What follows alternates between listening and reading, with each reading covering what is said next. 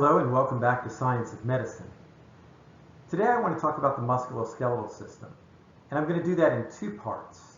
In the first section, we'll talk about the components of the musculoskeletal system and a little bit about how they work. And in the second portion, we'll talk about movement and the control systems for that.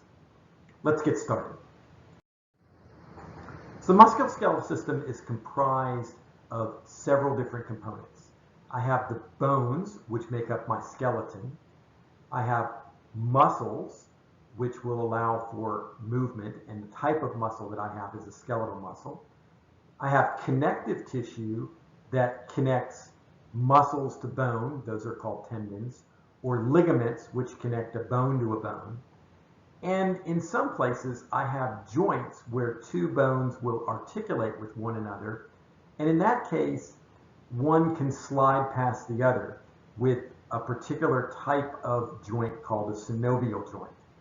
And this joint will have articular cartilage at the end of each bone, which will release synovial fluid that will be in a joint capsule. And this will allow for fairly easy movement of one bone past another. Now, as I mentioned, we have skeletal muscle within our body, and there are lots of different muscles. The muscle attachments to different areas will define when that muscle is shortened, what the action will be on this. We'll talk about that in detail. So what does the musculoskeletal system do? Well, first and foremost, it provides structure. That is that it allows for my body to be my body. It gives some measure of protection, in particular for my axial skeleton in the central portion. My skull provides protection for my brain. My thorax, the ribs, and all will provide protection for my cardiothoracic area, my lungs, and my heart. And I don't have as much protection on my extremities because I don't need those because they're less vital to me living. I have movement possibilities because I have a structure on which I can apply forces. I can actually move, and we'll talk about that in detail in the second portion of this. I also will house the hematopoietic system in my bones. And there I'll make blood cells, which we'll talk about in a later series. The bones themselves have an inorganic component of hydroxyapatite, which is a calcium phosphorus compound. And so it ends up being a store or a sink for calcium and phosphorus.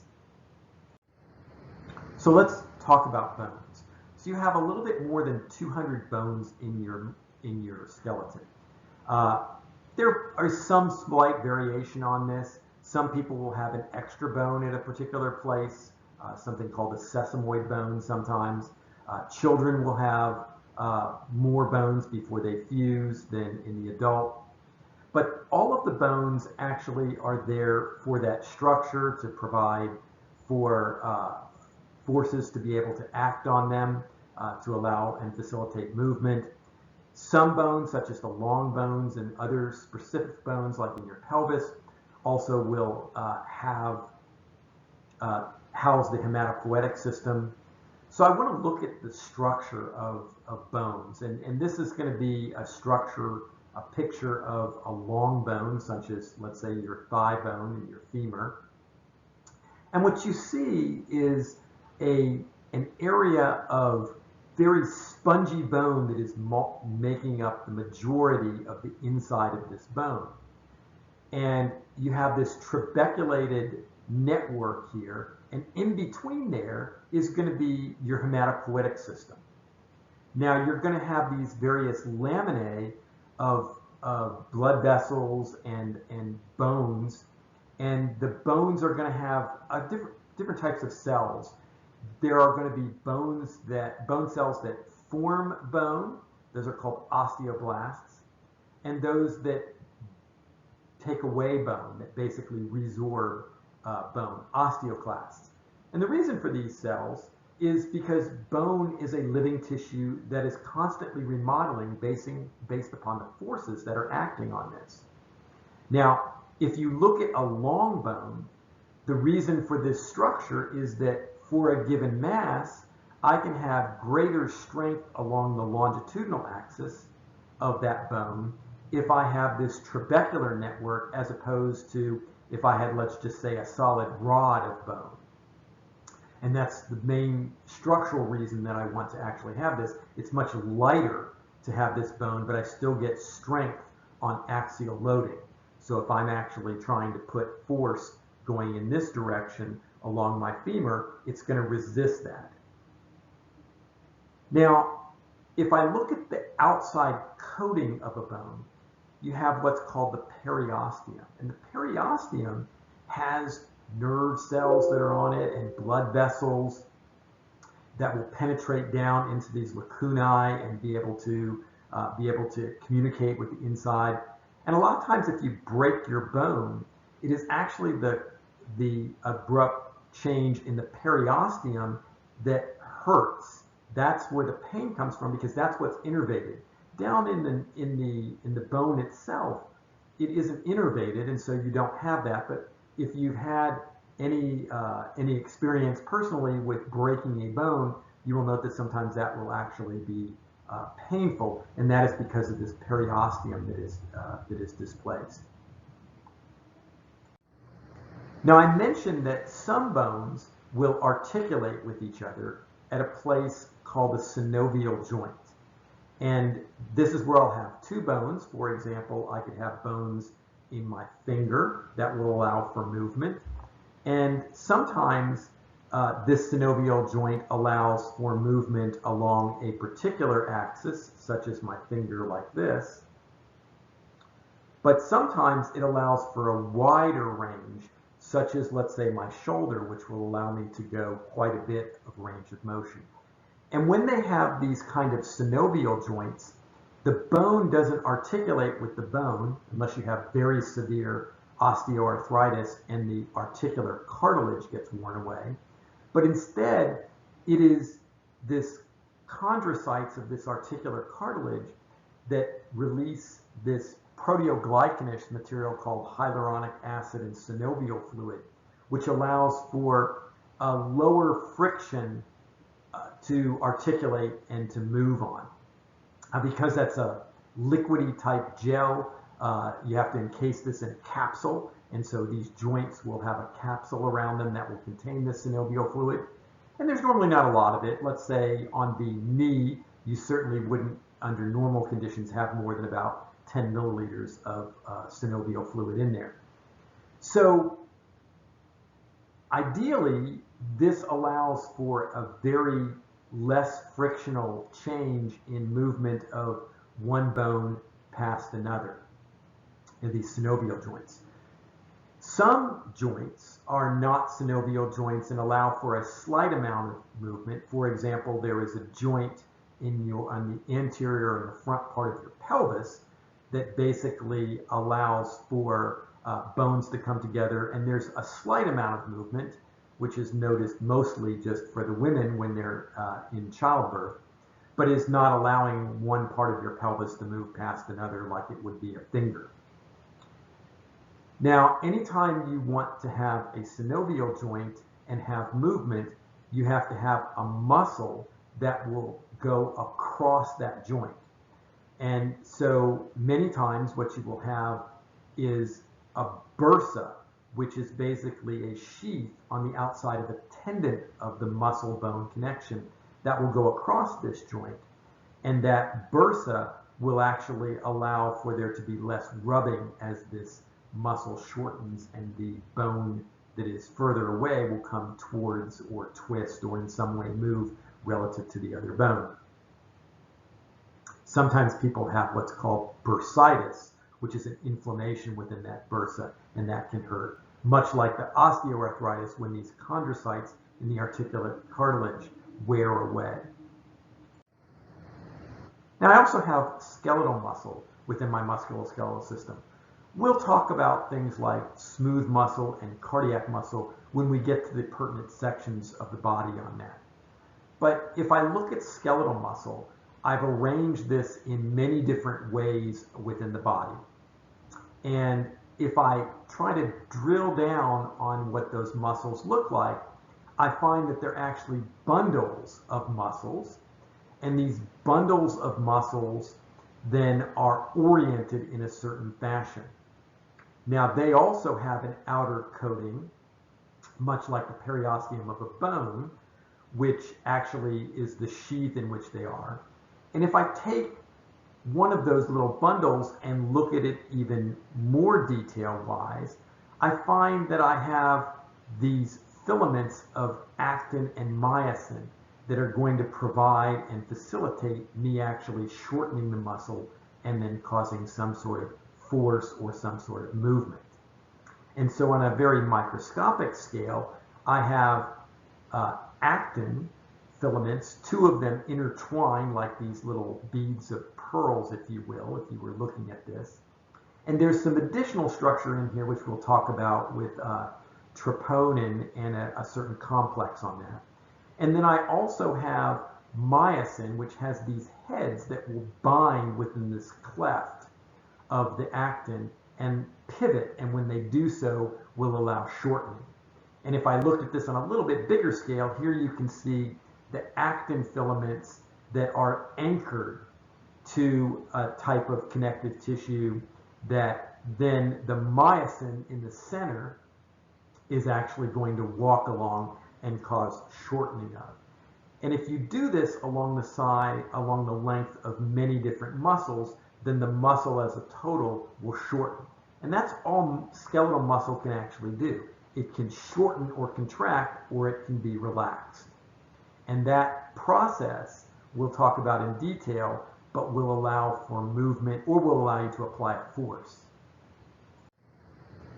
So here's more detail on that skeletal muscle. You can see, for example, on one of these bundles that you have these myofibrils, these different bundles or collections of actin and myosin. In order to run these processes, in order to have this contraction, I have to have a lot of energy. And so you'll see embedded within these cells are mitochondria to generate the ATP necessary. There is an extensive tubular network, which is called the sarcoplasmic reticulum. The sarcoplasmic reticulum is going to be a calcium storage place. And we'll talk about what that does here in just a few minutes.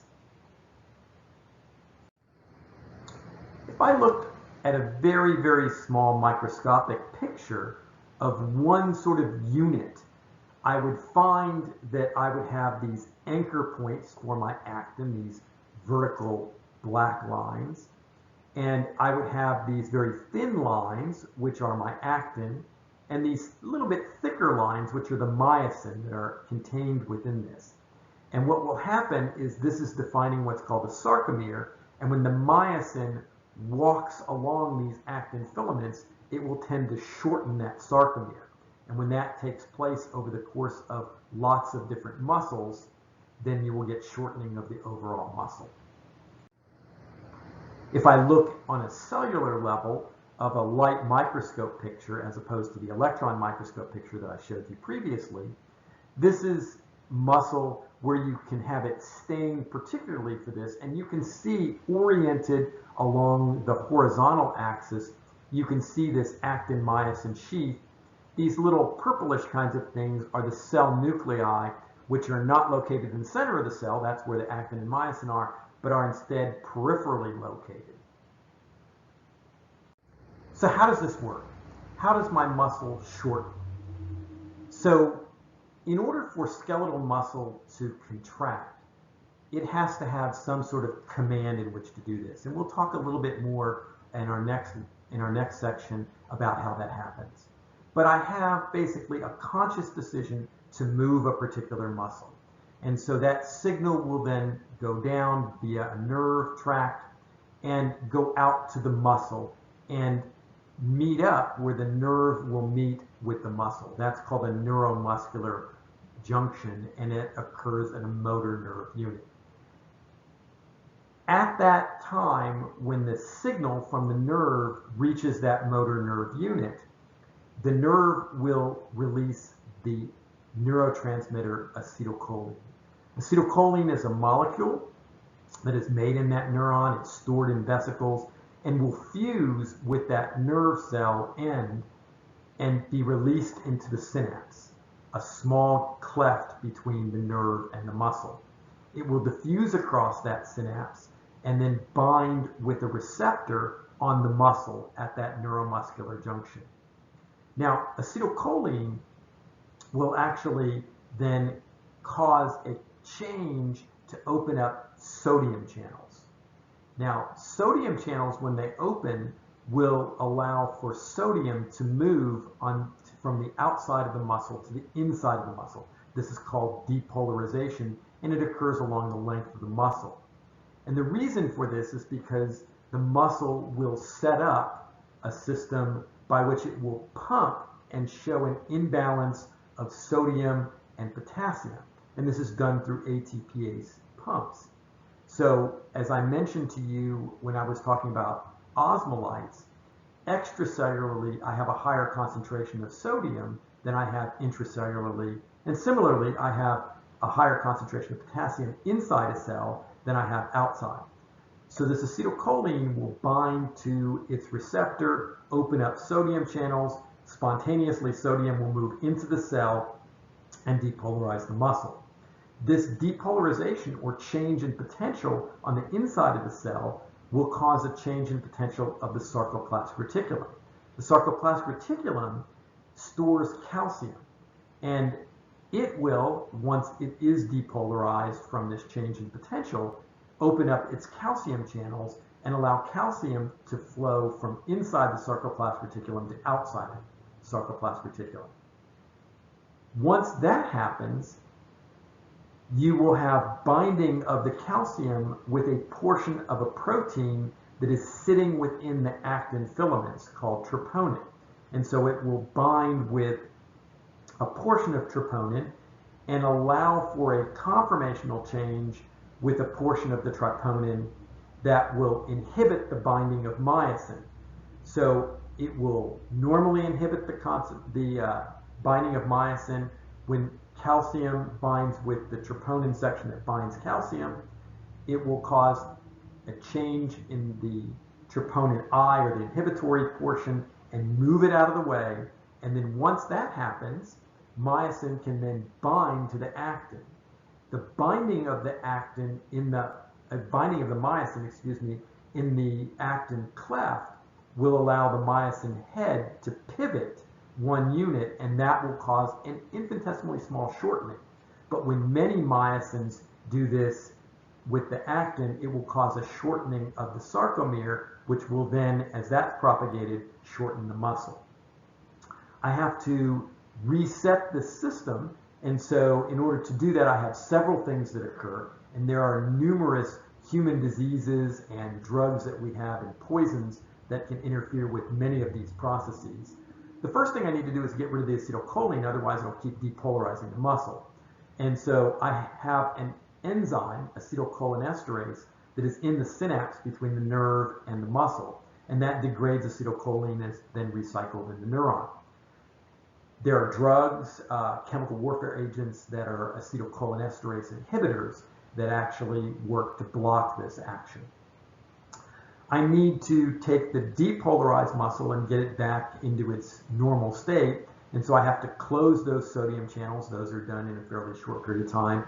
I will repolarize the muscle with potassium channels that will open up afterwards, and then I will have an ATPase pump that will reestablish that gradient of sodium and potassium that I need in order to actually have that excitable muscle set for the next time it needs to be contracted. I also have to close the calcium channels in the troponin in the sarcoplasmic reticulum and pump the calcium back into the sarcoplasmic reticulum so that I don't keep having this calcium binding with the troponin C and having this occur constantly. So this is a very important process and one that you should understand very, very well. Also, we have to talk a little bit about the energetics of this reaction.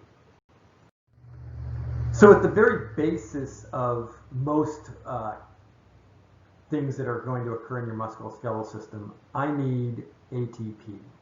So remember that much of our ATP is going to be generated via the Krebs cycle, but that takes time. So I have to have stores of ATP so that I can cleave that high phosphate energy bond and allow for things to get done. For example, pumping the calcium back in the sarcoplasmic reticulum, doing those sodium potassium ATPase to maintain the proper charge on the muscle cell. And so when we actually measured this, we found out that ATP was depleted in a fairly short period of time, generally a couple seconds. And that serendipitously led to the discovery of a mediator called phosphocreatine, which acts as a shuttle to basically regenerate ATP from ADP. And there's a store of phosphocreatine that lasts about another 5 to 10 seconds that allows for the maintenance of ATP. Ultimately, I need to be able to break down in the Krebs cycle the acetyl-CoA and then generate ATP through my mitochondria. And that process requires things like glycogen, which is a polymer of glucose, that then can undergo Krebs cycle to generate the ATP. All of us probably have had the experience in our life where we have fatigue. We exert ourselves to the point where we just cannot exert ourselves anymore. And I'm not talking about going out and taking a couple steps and then saying, oh, I'm tired. I'm talking about really exerting yourself to do this. And that depletion of ATP will lead to you reducing your workload. And so after some period of time, you will actually do that, and then you won't be able to contract your skeletal muscles until you regenerate that. So this talks a little bit about how skeletal muscles are working. I want to talk about movement and the control systems for this in the next section. And I'll look forward to seeing you then. As always, please feel free to subscribe or leave comments or likes. I understand that many people that are not necessarily in the course that I teach are doing this, and this gives me feedback also on it and also allows you to find out when I've posted new videos. I'll see you next time.